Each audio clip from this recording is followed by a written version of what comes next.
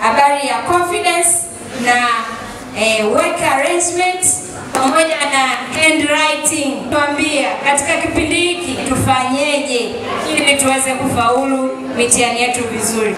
Baraza la mtihani ni waibie siri, halitungi mtihani kumkomoa mwanafunzi.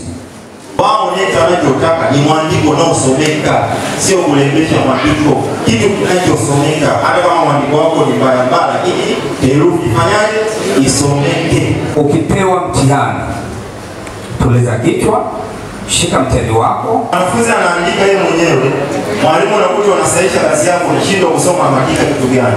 Yangu hapo uliandika nini mimi sielewi. Yeye mwenyewe anakuambia ndugu yangu wewe mwenyewe hata sielewi. Muda mfupi kabla ya kuingia kwenye mtihani, please epuka vyakula hapa na generate gas tumboni, na iko pamoja na AC inasababisha discomfort. Itabidi uanze kuomba ruhusa za mara kwa mara kwenda washroom. Usipende kuwa rafiki na toilet kipindi cha mtihani. Kabla hujaenda kwenye mtihani, chukua chakula simple.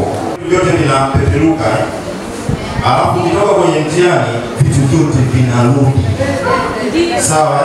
Kwa nini vilipeperuka? Kwa sababu uliweka hofu. Kuweka hofu maana vitu vyote vinanyuka, hakuna jibu. Kuwa na adabu katika muonekano wa nje.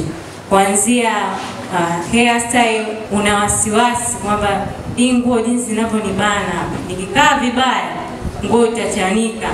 Kwa hiyo vaa namna ambavyo utaonekana ni mtu mwenye nidhamu. Swali umekosea, sio hivyo. Wewe umejibuje? Mimi nimejibu umuhimu. Mimi nachanganyikiwa na mtihani chana, si ndio Kwa hiyo epuka kujadili mtihani. Simsahau aliyemuumba hata feli. Na neno hili halitapita bure. Mungu awajalie kupata matokeo mazuri. Muwe kichwa na sio mkia. Muwe juu tu msiwe chini. Kila mmoja faulu. The British School, knowledge for skills.